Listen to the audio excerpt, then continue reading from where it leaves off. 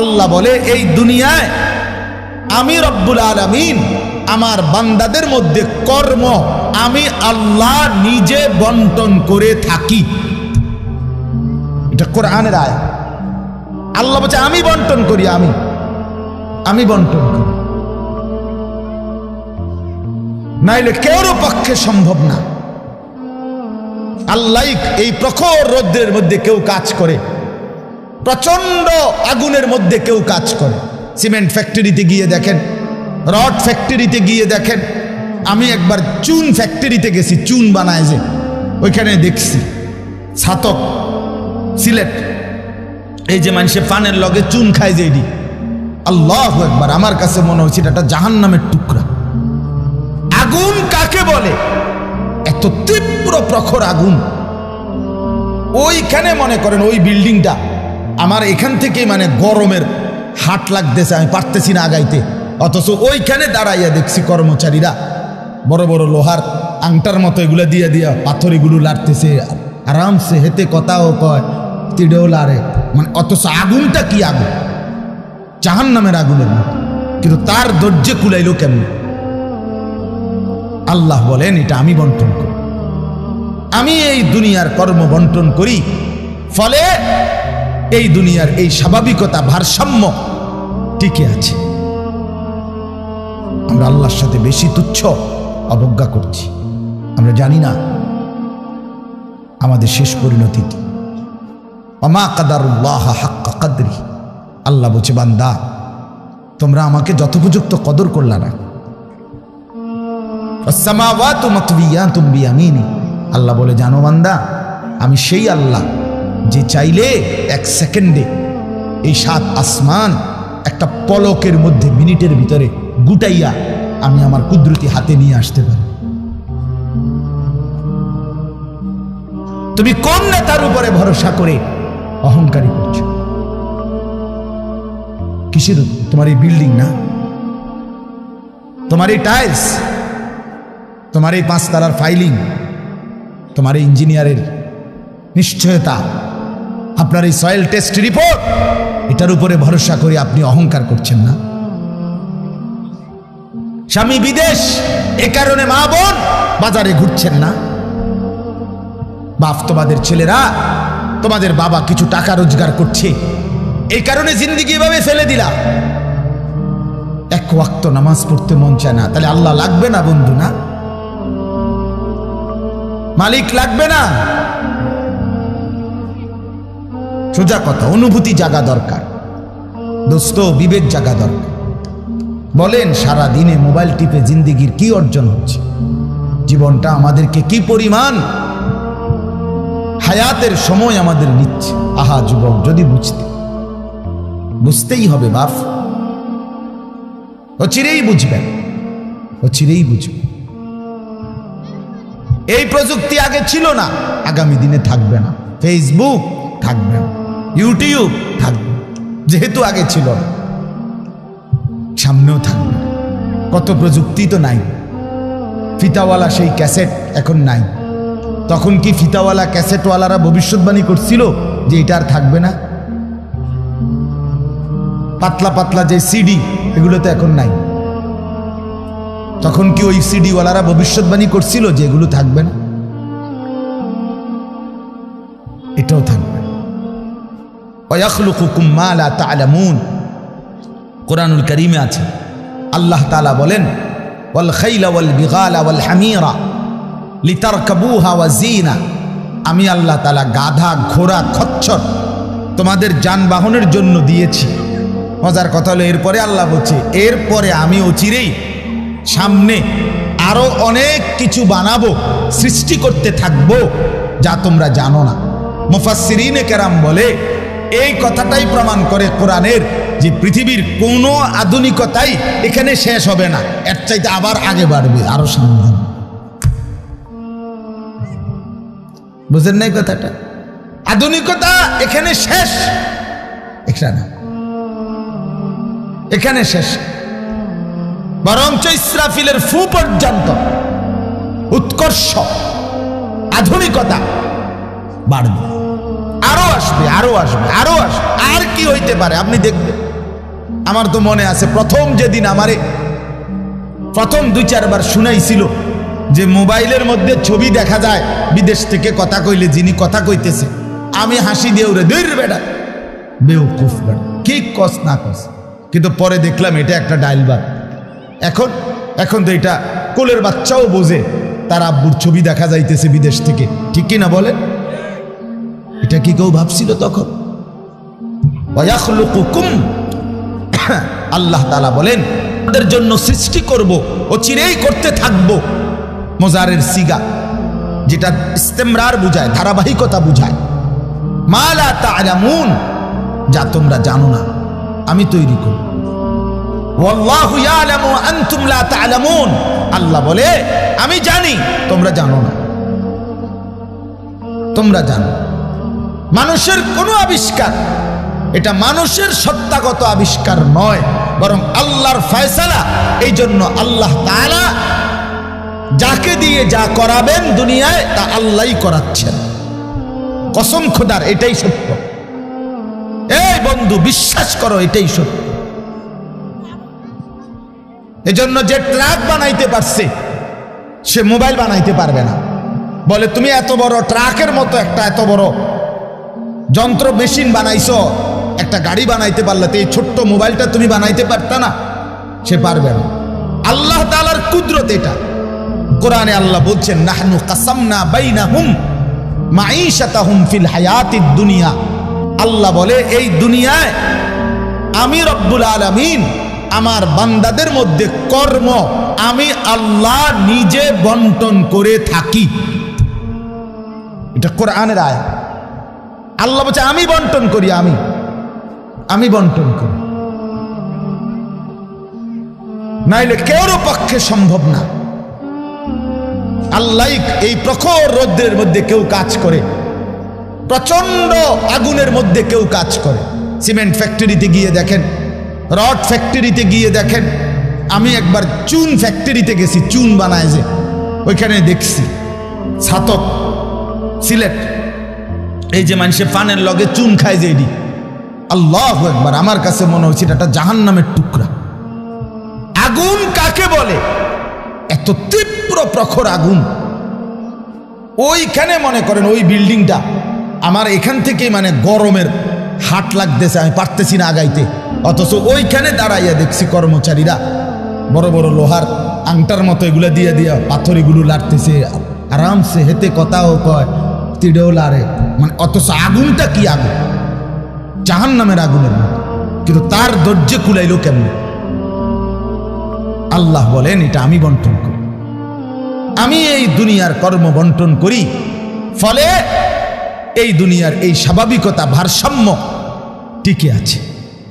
ওয়াজআলুকুম খুলাফা আল আরদ, বন্ধু আল্লাহ বলছেন আমি আল্লাহ আমার জমিনের মধ্যে তোমাদেরকে আমার প্রতিনিধি হিসাবে বসবাসের ব্যবস্থা করছি, এটা আমি করছি।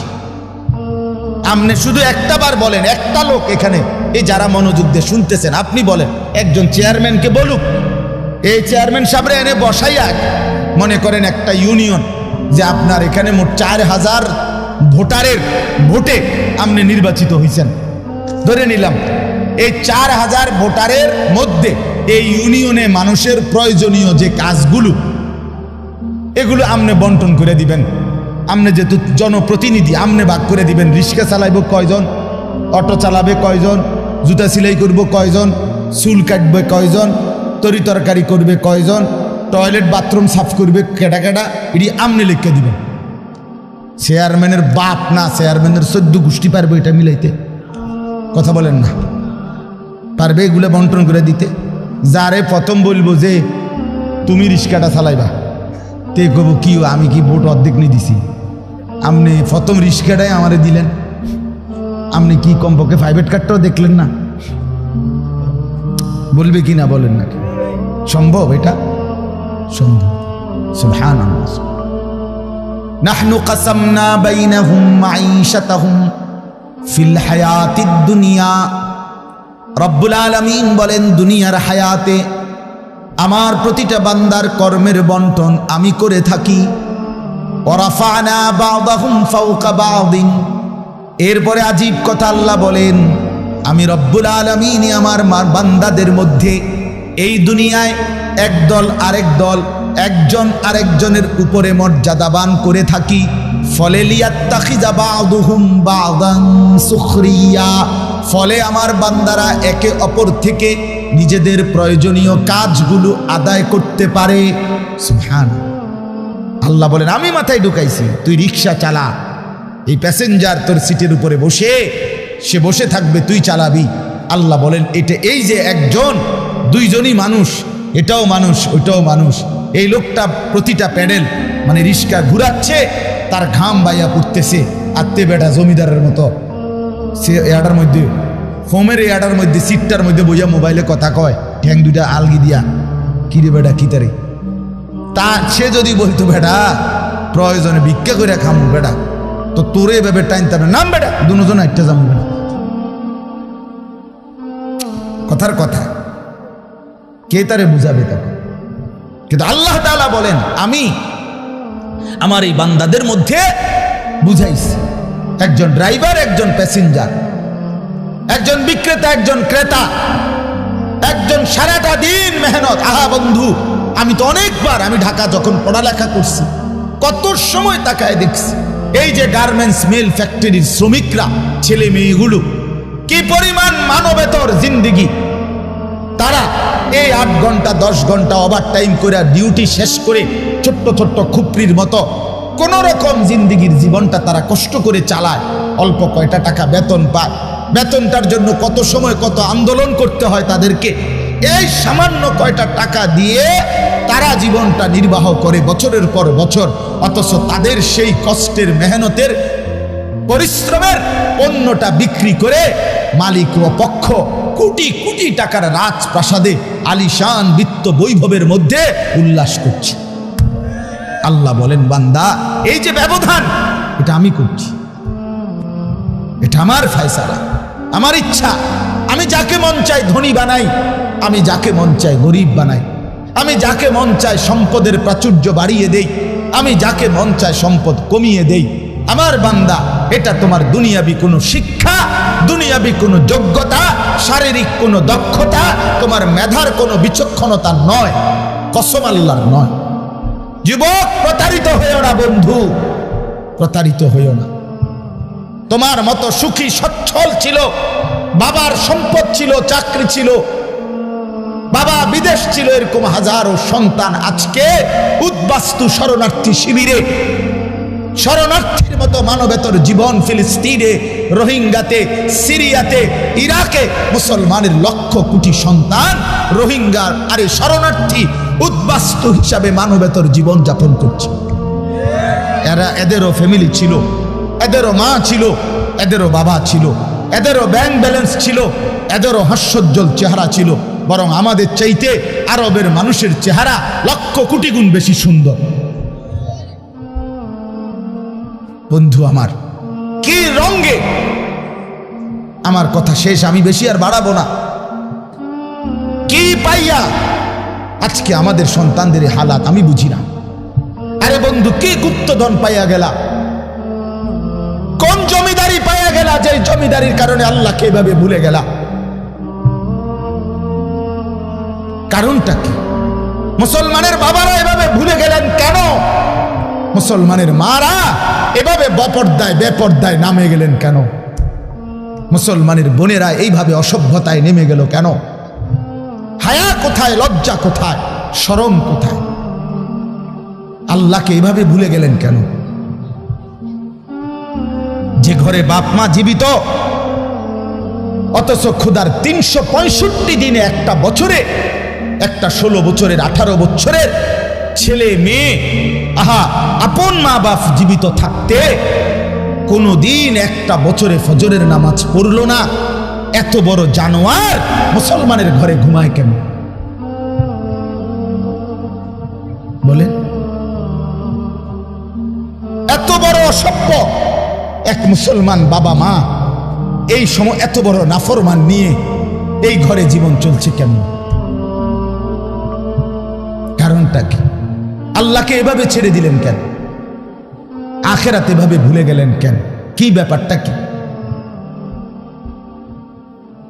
হ্যাঁ, এই পৃথিবীর চারদিকে চতুর্দিকে যদি মুসলমান মজলুম হয়, নির্যাতিত হয়, তা আমরা কি মাটির মধ্যে না, নাকি আমরা চাঁদের দেশে? আমরা মাটিতে থাকি না উপরে থাকি? তো তো এই জন্য যুবক ভাই, নষ্ট হইও না বাপ, নষ্ট হইও না। এই বন্ধুর কথা মনে রাখো, আমরা মূর্খ না। আলহামদুলিল্লাহ, পড়ালেখা আমরাও করছি, জেনারেল লাইনেও পড়ালেখা করছি, মাদ্রাসার লাইনেও পড়ালেখা করছি। শতভাগ আস্থা নিয়েই বলতেছি, বুঝ নিয়েই বলতেছি। আমি কুমিল্লা ভিক্টোরিয়া কলেজ থেকে মাস্টার্স পাস করছি, আলহামদুলিল্লাহ। সরকারি আলিয়া মাদ্রাসা থেকে টাইটেল কামিল পাস করছি, কৌমি মাদ্রাসা থেকে দাওরায় হাদিস পাস করছি। কাজে বুঝেই কইতেছি, বুঝেই বলতেছি। ইংরেজিও পুরা পড়ছি, আরবিও পুরা পড়ছি। এই জন্য বিজ্ঞান সায়েন্স বিভাগ থেকে দাখিল পাস করছি, এসএসসি। আমি বন্ধু বুঝাইতে চাচ্ছি এই কথাটা অহংকারের জন্য বা ফুটাঙ্গিরির জন্য না, এই বাস্তবতাটা বুঝানো। এই দুনিয়ার এই সবটা মিলাইয়া আজকে যে কয়জন অভিভাবক আছেন অথবা যে কয়জন যুবক ভাই আছেন, দোস্ত, আমরা আল্লাহর সাথে বেশি বাড়াবাড়ি করছি। আমরা আল্লাহর সাথে বেশি তুচ্ছ অবজ্ঞা করছি। আমরা জানি না আমাদের শেষ পরিণতি কি। ওমা কাদারুল্লাহ হাক্কা কদরি, আল্লাহ বলছে, বান্দা তোমরা আমাকে যথোপযুক্ত কদর করলা না। ওয়াসসামাওয়াতু মাতবিয়াতুম বিয়ামিনি, আল্লাহ বলে, জানো বান্দা, আমি সেই আল্লাহ যে চাইলে এক সেকেন্ডে এই 7 আসমান একটা পলকের মধ্যে, মিনিটের ভিতরে গুটাইয়া আমি আমার কুদরতি হাতে নিয়ে আসতে পারি। তুমি কোন নেতার উপরে ভরসা করে অহংকারী করছো? কিসের? তোমার এই বিল্ডিং না, তোমার এই টাইলস, তোমার এই 5 তালার ফাইলিং, তোমার এই ইঞ্জিনিয়ারের নিশ্চয়তা, আপনার এই সয়েল টেস্ট রিপোর্ট, এটার উপরে ভরসা করে আপনি অহংকার করছেন না? স্বামী বিদেশ, এ কারণে মা বোন বাজারে ঘুরছেন না? বাস্তবাদের ছেলেরা, তোমাদের বাবা কিছু টাকা রোজগার করছে, এই কারণে জিন্দেগি এভাবে ফেলে দিলা। এক ওয়াক্ত নামাজ পড়তে মন চায় না, তাহলে আল্লাহ লাগবে না বন্ধু? না, মালিক লাগবে না? আল্লাহকে লাগবে না? তাই আজকে যারা এশার নামাজ পড়ো নাই, কেন পড়লা না? এই হাইওয়ান, পড়লা না কেন? এই হারামি, পড়লা না কেন? সারাদিনে এক ওয়াক্ত নামাজ পড়ো নাই, যে তোমার চাইতে নিকৃষ্ট মানুষ, নির্লজ্জ মানুষ আর কে হইতে পারে?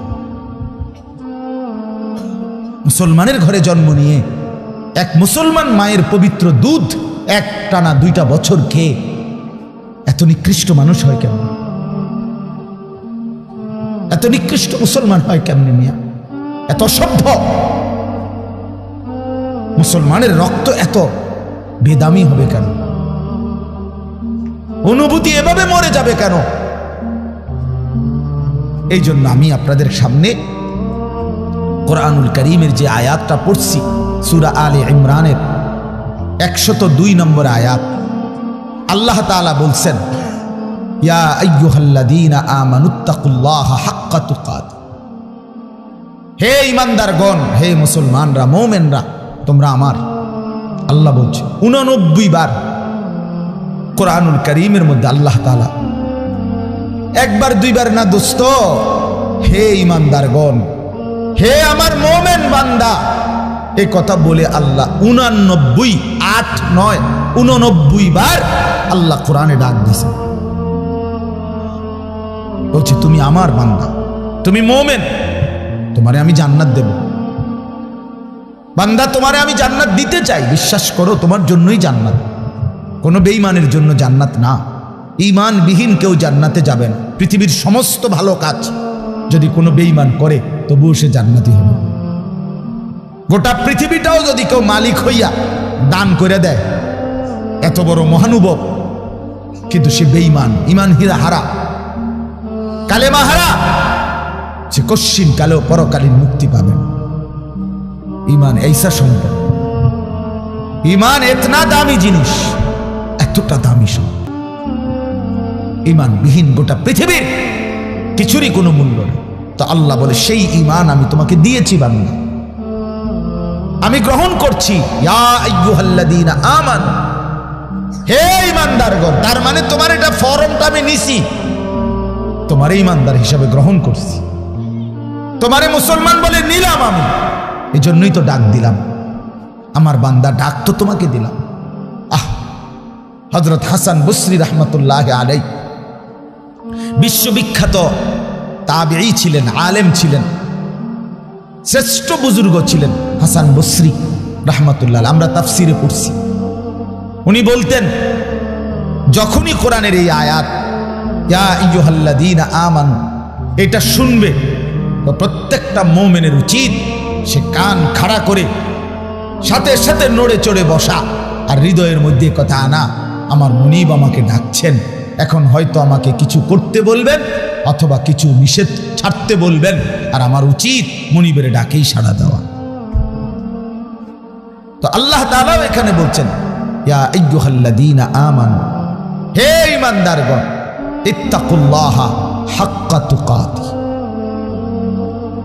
তুমি পূর্ণ হক আদায় করে সামর্থ্যের সবটা দিয়ে, নিজ যোগ্যতার সবটুকু দিয়ে, নিজ সামর্থ্যের সবটা দিয়ে হক আদায় করে তুমি আল্লাহকে ভয় করো, তাকওয়া অর্জন করো। আখিরাত খামখেয়ালি করো না, আল্লাহর হুকুম মানাটাকে খামখেয়ালি করো না, নয়সয় মনে করো না, জোরাতালি মনে করো না। হাক্কা তুকাতি, একেবারে হক আদায় করে আল্লাহকে ভয় করো। এই কথাটা যে আল্লাহ কোরআনে বন্ধু কতবার বলছে, বারবার বারবার বারবার। ইয়া আইয়ুহাল্লাযীনা আমানুত্তাকুল্লাহা ওয়া কুলু কাওলান সাদীদা, এই যে আল্লাহ বলছে ইয়া আইয়ুহাল্লাযীনা আমানুত্তাকুল্লাহা ওয়া কুনু মা'আস সাদিকিন, এই যে আল্লাহ বলছে ইয়া আইয়ুহাল্লাযীনা আমানুত্তাকুল্লাহা ওয়াল তানজুর নাফসুম মা কদ্দামাত লিগাদ ওয়াত্তাকুল্লাহ, এই যে আল্লাহ বলছে ইয়া আইয়ুহান নাসুত্তাকু রাব্বাকুম আল্লাযী খালাকাকুম মিন নাফসিন ওয়াহিদা, এই যে আল্লাহ বলছে ইয়া আইয়ুহান নাসুত্তাকু রাব্বাকুম ইন্না জালজালাতাস সাআতি শাইউন আযীম, এই যে আল্লাহ বলছেন বারবার বারবার বারবার। আল্লাহ বলছে হে ঈমানদার মুমিন বান্দা আমার, তুমি অন্যদের মতো না, তুমি হিন্দু না, তুমি বৌদ্ধ না, তুমি ইহুদি না, তুমি খ্রিস্টান না, তুমি নাস্তিক না, তুমি মুরতাদ না, তুমি বেঈমান না, তুমি আমার মুমিন বান্দা, তুমি আমার ঈমানদার বান্দা। তুমি আর 10 জনের মতো না। ভাত আমি সবাইকে খাওয়াবো, সেজদার তৌফিক আমি সবাইকে দেব না। বউ বাচ্চা, স্ত্রী সন্তান, সংসার, বাড়ি গাড়ি, ক্ষমতা, এটা তো আমি আল্লাহ বেঈমানকেও দিচ্ছি, বেশি দিচ্ছি। কিন্তু আল্লাহ বলেন মুমিন তোমাকে আমি জান্নাত দেব, জান্নাত, জান্নাত দেব, জান্নাত দেব। ঈমানদার জান্নাত এক পলক দেখবে। হাদিসের মধ্যে আছে আল্লাহর নবী সাল্লাল্লাহু আলাইহি ওয়াসাল্লাম বলেন পুরাটা হায়াত যেই বান্দা, যেই মুমিন দুঃখ কষ্ট আর যন্ত্রণায় কাটাইছে, কোনোদিন 1 সেকেন্ডের জন্য সুখ পায় নাই, কিন্তু 1 মুহূর্তের জন্য আল্লাহর নাফরমানি করে নাই, খোদার কসম আল্লাহর নবী বলেন বন্ধু হাসরের ময়দানে আল্লাহ তার সেই অনুগত বান্দাকে, হুকুম মাননেওয়ালা মুমিন যে কোনোদিন সুখ পায় নাই, দুনিয়ায় আনন্দ পায় নাই, দুঃখ আর যন্ত্রণা। আমার একজন নিকটাত্মীয় আছে আমার এই হায়াতে, আমার ঘনিষ্ঠ আপনজন, আমার এই হায়াতে, আমার এই 20-25 বছরের ভিতরে আমি কোনোদিন তার সুখের কথা খুব কমই শুনছি। যখনই শুনছি উনি বিপদেই আছে, কোনো না বড় সড়ো মুসিবতে, একটার পর একটা তার বিপদ লেগেই আছে। বিপদ যেন তারে ছাড়ে না, মুসিবত যেন তার। আমি তার জন্য নিজে উমরা করছি, কত সময় কত দোয়া আমার সেই আপনজনের জন্য আমি করি, কিন্তু আমার কাছে মনে হয় আমার মালিকের ফয়সালা এটা যে মুসিবত তাকে ছাড়ে না, বিপদ তাকে ছাড়ে না। আল্লাহর নবী সাল্লাল্লাহু আলাইহি ওয়াসাল্লাম বলেন, এই প্রচন্ড মুসিবতের ভিতরেও আমার হুকুমটা মেনে যে আখিরাতে গেল, আল্লাহ তাআলা ফেরেশতাকে বলবে, আমার এই বান্দাকে জান্নাতের চারদিকটা একবার ঘুরাইয়া জান্নাতের দরজা বরাবর একটু দাঁড় করাইয়া আবার নিয়ে আসো। কসম আল্লাহর, এটা হাদিস। ওই জীবনভর দুঃখ কষ্টে আল্লাহর হুকুম মেনে গেছে, সেই লোকটাকে চারদিকে ঘুরাইয়া জান্নাতের দরজার কাছে 1 মিনিটের জন্য ফেরেশতা দাঁড় করাবে। জান্নাতের একটা মিষ্টি বাতাস 1 সেকেন্ডের জন্য তার কলিজাটার মধ্যে এসে লাগবে ভিতর থেকে। এইবার লোকটাকে আল্লাহ রসুল বলেন, আল্লাহর সামনে যখন আনা হবে, আল্লাহ তাআলা জিজ্ঞেস করবে, আমার বান্দা জীবনটা বুঝি দুঃখ আর কষ্টেই কাটাইছো না? কসম আল্লাহর হাদিসে আছে, ওই বান্দা বলবে, মাওলা বলেন কি মাওলা, জীবনে দুঃখ কি জিনিস আমি তো কখনোই দেখিনি। আল্লাহর কসম, রসুল বলছে, মুমিন ওই 1 সেকেন্ডের জান্নাতের বাতাস তার 70 বছরের দুঃখ ভুলায় দেয়, মুসিবত ভুলায়। এজন্য বন্ধু চালাক মনে করেন না, সিটার বাটপার যারা, হ্যাঁ আমনে চালাক, আমরা বেকুব, জি না, আমরা ভাত খাইয়া বড় হয়েছি। আমি বন ফানি চা দিয়া ভিজাইয়া খাইয়া বড় হয়েছি না। যুবক, তোমরা যারা নামাজ পড়ো না আর সারাদিন নারীর ছবি আর নর্তকীর নাচ গান আর এই ফালতু জিন্দিগি, সমবয়সীদের সাথে আড্ডার মাস্তানি আর এই সদর বদর, তুমি চালাক বেটা। হ্যাঁ, আমি বেওকুফ। কেন বেওকুফ হবো আমি? তুমি যা খাইয়া বড় হইছ, আমি তো তা খাইয়েই বড় হইছি। এই মাটি আলো বাতাসে যদি তুমি বড় হও, তো আমি কি মাটির তলে বড় হইছি? বুঝবো না কেন? বুঝি না কেন? কি বেশি বুঝ জ্বালাইছো তুমি? আপনারা যারা সুদ খান, ঘুষ খান, হারাম খান, আপনাদের যাদের অবৈধ উপার্জন, আপনাদের যাদের স্ত্রী বেপর্দা, আপনাদের যাদের মেয়ে বেপর্দা, আপনাদের যাদের ঘরে রঙিন টেলিভিশনে নাচ গান নর্তকীর ছবি সারা বছরের পর বছর চলে, আপনারা মোটেই চালাক না, আপনারা বেওকুফ, আপনাদের ফ্যামিলিও বেওকুফ। মিয়া আহাম্মক, মিয়া আপনি ধরা খাইছেন, মিয়া আপনি হেরে গেছেন, মিয়া হেরে গেছেন, জীবনের কাছে হেরে গেছেন, আখিরাতের সামনে হেরে গেছেন, কবরের সামনে হেরে গেছেন। আপনি সামান্য দুনিয়ার লেগা, অথচ এই দুনিয়া নেককাররাও ভোগ করে কিনা বলেন না কেন? নামাজ পড়লে ফাঙ্গাস মাছের যে স্বাদ, বেনামাজিরও এই স্বাদ। বেনামাজি যেটারে টাইলস কয়, নামাজি এটারে টাইলস কয়, এতে কোনো মাটি কয় না। তাহলে আপনি আহামরি কি দুনিয়া ভোগ করলেন বলেন? কি জন্য আখিরাত ছেড়ে দিলেন? আল্লাহ আমাদেরকে বুঝার তৌফিক দান করেন। অতএব বাপ, আমার কথা একটু শক্ত, পরে মনে মনে কইবেন যে এরকম দুই একজন থাকে, হুজুরদের মধ্যে কিছু থাকে, কি করবে?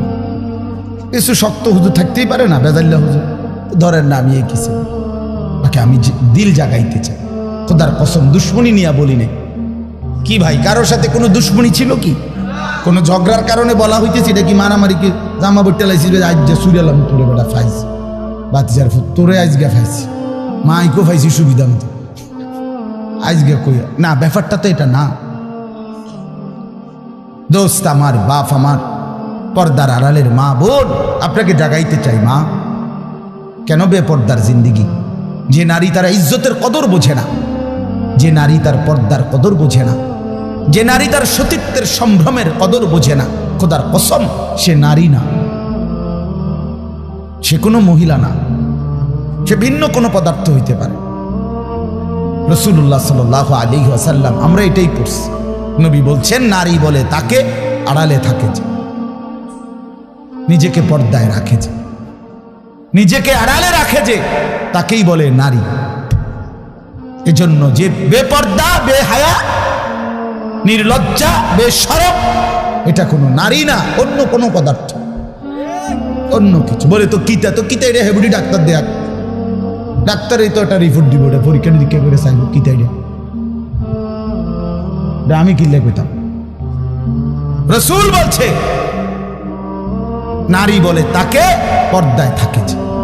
আল্লাহ আমাদেরকে বুঝার তৌফিক দান করে। অতএব এটাই কথা আমার, রমজান সামনে, আমাদের জীবনের সুযোগ নিজেকে বদলানোর, নিজেকে পরিবর্তন করার, জীবনটা গঠন করার। এজন্য আমি এই আয়াত পড়ছি। আল্লাহ বলছে বান্দা সাধ্যের সবটুকু দিয়ে সর্বোচ্চ হক আদায় করে আমাকেই ভয় করো। আর আল্লাহকে ভয় করার অর্থ দুইটা, সমস্ত গুনাহ ছেড়ে দেওয়া, আল্লাহর সমস্ত হুকুম পালন করা। আল্লাহ আমাদেরকে তৌফিক দান করে। ওয়ালা তামুতুন্না ইল্লা ওয়া আনতুম মুসলিমুন। এবং আল্লাহ তাআলা সাথে সাথে বললেন বান্দা দুনিয়া, কথাটা খেয়াল করেন, এই শেষ কথাটা আল্লাহ বলছে বান্দা, আমি আবারও বলছি বান্দা দেখো দুনিয়া কিন্তু পার হইবা, দুনিয়া অনুগত অবাধ্য, ইমানদার নাফরমান, আদেশ পালনকারী অমান্যকারী, দুনিয়া কিন্তু প্রত্যেককেই আমি ভোগ করতে দেই। সুখ, স্বাচ্ছন্দ্য, আনন্দ, ফুর্তি, স্বস্তি, উল্লাস, হ্যাঁ এই দুনিয়া উপভোগ, এটা কিন্তু আমি নাফরমানকেও দেই বান্দা, এটা আমার নিজাম, আমি দেব। কিন্তু বান্দা ওই কবর থেকে নিয়ে আখেরাত, পরকালে সেখানে যদি সুখ মিলতে হয়, স্বস্তি মিলতে হয়, স্বাচ্ছন্দ্য মিলতে হয়, তৃপ্তি মিলতে হয়, উল্লাস পেতে হয়, আল্লাহ বলছে বান্দা বিশ্বাস করো, আমি তোমার অনুরোধ করছি বান্দা, পূর্ণ মুসলমান না হয়ে, আমার অনুগত না হয়ে, আমার গোলামি না করে কবরে আইসো না, মৃত্যুবরণ কইরো না। এই সুখ ওইখানে মিলবে না, এই সুখ ওইখানে কি হবে না। এখানে আমি অনুগত অবাধ্য উভয়কেই দুনিয়া ভোগ করতে দেই, কিন্তু কবরে দেব না, আখিরাতে দেব না, হাসরের মাঠে দেব না। সেখানে শুধুই উইদ্দাত লিল মুত্তাকিন, জান্নাত বানানোই হয়েছে মুত্তাকিদের জন্য, আখিরাতের সুখ বানানোই হয়েছে আদাত্তু লিইবাদিয়াস সালিহিন, আল্লাহ বলছে আমার নেক বান্দাদের জন্য। অতএব আমার বক্তব্য এটাই, রমজানকে কদর করেন, রমজানটাকে সামনে নিয়ে প্রত্যেকটা নারী পুরুষ, ছেলেরা, নওজোয়ানরা, বাবারা গুনাহমুক্ত একটা জীবন গড়ার সিদ্ধান্ত নেন। চুরি, ডাকাতি, জিনা, বেবিচার, সুদ, ঘুষ, মদ, জুয়া, বেহায়া, বেপর্দার জিন্দিগি থামায় দেন। যুবক থেমে যাও, বাপ থামো ভাইয়া, অনুরোধ করছি, এক ভাই বললাম থেমে যাও, অসভ্যতার এই জিন্দিগি ছাড়ো, বেনামাজির এই জিন্দিগি ছাড়ো, সারাদিন নারী নিয়ে আর মোবাইল নিয়ে পড়ে থাকা এই জিন্দিগি ছাড়ো। মা বোনরা আপনারা যারা খোদার 11টা মাস বাজারে বাজারে ঘুরছেন, মার্কেটে গেছেন, কতবার গেছেন, ও মা বোন আল্লাহর দোহাই, এক ভাই বললাম কমপক্ষে রমজানটাকে কদর করেন, একটা মাসকে সম্মান করেন আল্লাহর দিকে চাইয়া। রমজানটাকে বাজারে মার্কেটে এই জুতা, শাড়ি, গহনা, এই ফালতু জিনিসের জন্য খোদার এত বড় রমজানকে কোরবান করে দিয়েন, নষ্ট করে দিয়েন, বরবাদ করে দিয়েন না মা বোন। এটা অনেক বড় সীমা লঙ্ঘন, অনেক বড় সীমা লঙ্ঘন। আল্লাহ তাআলা বলছেন বান্দা আমি এত বেশি সুযোগ দিছিলাম রমজানে, রহমত, মাগফিরাত, নাজাতে, কোনো মূল্যায়ন করলা না। এই জন্য রমজানের লাস্টে জিব্রাইল পাঠাইয়া নবীজিকে আল্লাহ জানায় দিছে, জিব্রাইল গাও বলে আসো আমার বন্ধুকে, যে বন্ধু আপনার যেই উম্মত এত বড় রমজান পেয়েও কদর করে নাই, গুনাহ মাফ করায় নাই, তার উপরে আমি আল্লাহর লানত। জিব্রাইল আয়েশা বলছে নবী আমি জিব্রাইলেরও লানত, নবীজি বলছে আমিন। জিব্রাইল আমি মুহাম্মদেরও লানত। তোর উরফে আল্লাহরও গজব, তোর উরফে ফেরেশতাদেরও লানত, তোর উপরে রাসূলুল্লাহরও লানত, অভিশাপ, অভিশাপ। এজন্য ইয়া বাগিয়াল খাইরে আকবিল, ইয়া বাগিয়াশ শাররে আকসি, শেষ নবী সাল্লাল্লাহু আলাইহি সাল্লাম বলে রমজানের রাতে প্রত্যেক দিন, সারা দিন রমজানে ফেরেশতা ডাকে, হে নেক কাজের আগ্রহীরা এগিয়ে আসো, হে গুনাহের কাজের আগ্রহীরা এবার তো থামো, এটা থামো। এটা রমজান, এটা রমজান যুবক, এটা রমজান। মোবাইলটা আর খুলল না, নারীর ছবি আর দেখো না, বেনামাজি জিন্দিগি আর রাইখো না। আমরা প্রত্যেকে নিয়ত করি ইনশাআল্লাহ, বলেন ইনশাআল্লাহ। আল্লাহ তাআলা তৌফিক দান করেন। আমার বাপ, আর 5টা মিনিট আমার একটু কথা আপনাদের কাছে আমার মেহেরবানি করে অনুরোধ। আমি ব্যক্তিগতভাবে খুব লম্বা সময় বলতে পারবো না, কিন্তু আপনাদের কাছে আমার অনুরোধ, এই দেবিদ্দার দারুল উলুম মাদ্রাসা অনেক প্রাচীন, হযরত মাওলানা আবু তাহের সাহেব, উনি আমাদের অনেক মুরব্বী, অনেক মুরব্বী। মূলত ওনার সম্মান জানাইতে গিয়েই আলহামদুলিল্লাহ আমি চেষ্টা করি এই মাহফিলটাতে আসতে। ওনার ছেলে বশির, সে আমারে অনেক মহব্বত করে, অনেক মহব্বত। এই জন্য সব মিলায়া আন্তরিকতার কারণেই চেষ্টা করছি আসতে। আপনাদের কাছে অনুরোধ, এই মাদ্রাসাটা সবচেয়ে প্রাচীন দেবিদ্বারের পুরাতন মাদ্রাসাগুলোর মধ্যে এটা একটা। আমাদের মাসিকারা মাদ্রাসা, আমাদের রামপুর মাদ্রাসা, এগুলো যেরকম প্রাচীন মাদ্রাসা, এটাও আলহামদুলিল্লাহ অনেক প্রাচীন একটা মাদ্রাসা। একটা মাদ্রাসার অনেক জরুরত, অনেক প্রয়োজন। মাদ্রাসার নতুন ভবন, মাদ্রাসার সার্বিক ব্যবস্থাপনা, একটা মাহফিলের ইন্তেজাম, মাদ্রাসার সমস্ত খরচ সব মিলায়া অনেকগুলো টাকাই সবসময় সারা বছর প্রয়োজন হয়। আপনাদের কিছুটা ভালোবাসা, সহযোগিতা, আন্তরিকতা, একটু দান, একটু সহযোগিতায় আপনি খুব ক্ষতিগ্রস্ত হবেন না, কিন্তু মাদ্রাসা লাভবান হবে, আপনার আখিরাতও লাভবান হবে। এই জন্য 5টা মিনিট আমি অনুরোধ করছি, প্রত্যেকে ইনশাআল্লাহ দয়া করে, মেহেরবানি করে, যার যার সামর্থ্য মতো ফিরাইয়া দিয়েন না। এক ভাইয়ের আবেদন ফিরাই, মাদ্রাসার জন্যই চাইছে, আখিরাতের আশাই চাইছে, আপনার ভালোর জন্যই চেয়েছি। যে টাকাটা দিবেন, খোদার কসম, রাসূল বলছে উম্মত এটাই তোমার থেকে যাবে, এটাই থাকবে শুধু। অতএব দানটাই থাকবে, আমারটাও আপনারটাও। আমরা প্রত্যেকে ইনশাআল্লাহ একটু বলি যে নগদ দিলে নগদ দেন, আর যদি পরে দিবেন তো বলেন, এক্ষুনি লিখে রাখেন। আপনারা দিলেও 5 মিনিট, না দিলেও 5 মিনিট, এই 5-6 মিনিটের ভিতরে আমি আর বাড়াবো না, বলেন ইনশাআল্লাহ। আলহাজ মোশাররফ হোসেন ভূঁইয়া সাহেব 5000 টাকা, আল্লাহ কবুল করেন। মাশাআল্লাহ। ওই যে চাচা, কি নাম? শহীদুল্লাহ মাস্টার সাহেব 2000 টাকা। শহীদুর রহমান মাস্টার সাহেব, মাশাআল্লাহ, চাচা দান দিবেন 2000 টাকা, আল্লাহ কবুল। আরো বলেন ভাই কিছু, ভাই কি নাম চাচা? সেলিম ভাই 1000 টাকা, আল্লাহ কবুল করেন, মাশাআল্লাহ। বলেন একটু হিম্মত করেন, দেরি করায়েন না। এক মুমিনের সিফাত, বৈশিষ্ট্য, সে নামাজ পড়ে প্রতিদিন, দান করে প্রতিদিন, এটা মুমিনের বৈশিষ্ট্য। বলেন ইনশাআল্লাহ। আরো কিছু ভাই বলেন বাবা, কি নাম চাচা? হাজী মোহাম্মদ রমিজ উদ্দিন, চাচা যান 2000 টাকা দিবেন, আল্লাহ কবুল করেন। কি নাম? গিয়াসউদ্দিন ভাই, ওই যে দেখেন 1000 টাকা দিবেন, আল্লাহ কবুল করেন। জনাব শহীদুল্লাহ সাহেব কত? 1000 টাকা, আল্লাহ কবুল করেন। এদিকে একজন 1000 টাকা দিচ্ছেন, আল্লাহ কবুল করেন, মাশাআল্লাহ, আলহামদুলিল্লাহ। আরো একজন 500 টাকা দিচ্ছেন, কামাল সাহেব 1000 টাকা, আল্লাহ কবুল করেন, মাশাআল্লাহ। যারা টাকা আনতে যাইতেছেন, টাকা নিয়ে তাড়াতাড়ি আসেন, মাশাআল্লাহ।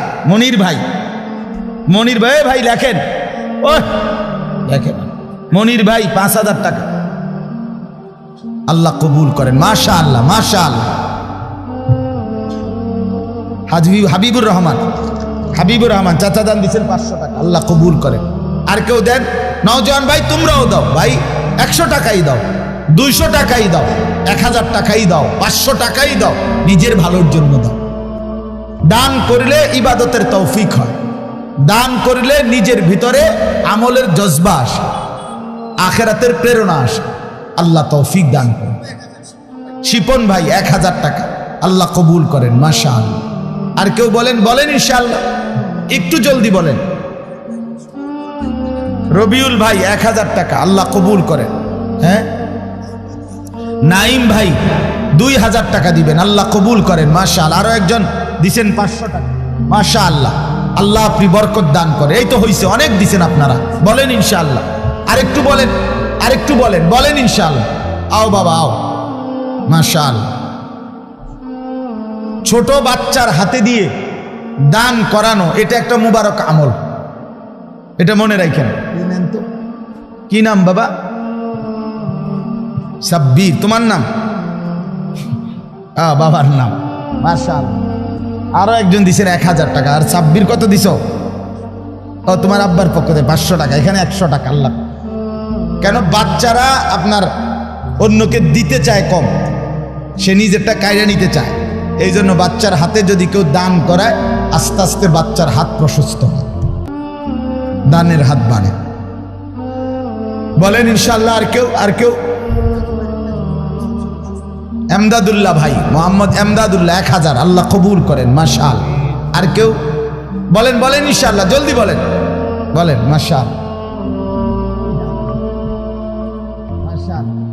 500 টাকা দিছেন, আল্লাহ কবুল করেন, আলহামদুলিল্লাহ। আরো দেন, আরো দেন, মাশাআল্লাহ। দুইজন ছাত্র ভাই যাও ভিতরে, আল্লাহর বান্দাদের হাতের কাছে যাও। মাদ্রাসার বড় সাব্বির, মিজানুর রহমান ভুইয়া 1000 টাকা, আল্লাহ কবুল করেন, মাশাআল্লাহ। মেহেরবানি করে আমার প্রিয় ভাই হযরত মাওলানা আওলাদ হুসাইন আপনাদের সামনে বয়ান করবে, অনেক চমৎকার বয়ান করবে, লম্বা বয়ান হবে ইনশাআল্লাহ। দয়া করে কেউ উঠেন না। নজরুল ভাই 500 টাকা, আল্লাহ কবুল করেন, মাশাআল্লাহ। আল্লাহ তাআলা ভরপুর বরকত দান করেন, মাশাআল্লাহ। নাম বলেন? 500 টাকা, আলহামদুলিল্লাহ। আল্লাহ সবাই। চাচা জি, চাচা কি নাম? জনাব তাহের পুলিশ, চাচা যান দিবেন কত? 2000 টাকা, আল্লাহ কবুল করেন, মাশাআল্লাহ। আর কোন ভাই বলেন? বলেন ইনশাআল্লাহ। ছেলেদের কাছেও দেন, আল্লাহ বরকত দিবে। তালেবে ইলমের হাতে দিলেন তো আল্লাহ তাআলা বরকত দেবে ইনশাআল্লাহ। কি নাম? মোহাম্মদ করিম খন্দকার, 1000 টাকা, আল্লাহ কবুল করেন, মাশাআল্লাহ। আল্লাহ আপনি মাফ করে দেন, আল্লাহ তাআলা আপনাদের প্রত্যেকের দানে বরকত দান করেন। এই অল্প অল্প করেই মাদ্রাসা আগায়া যাবে। মাদ্রাসা কবুল করেন আল্লাহ তাআলা, মাদ্রাসার সমস্ত জরুরত পূরণ করেন। হযরত মাওলানা আবু তাহির সাহেবকে আল্লাহ তাআলা হযরতকে আরো হায়াতে তয়্যিবা আফিয়া দান করেন, আমিন। সুবহানাল্লাহি ওয়া বিহামদিহি, সুবহানাল্লাহ।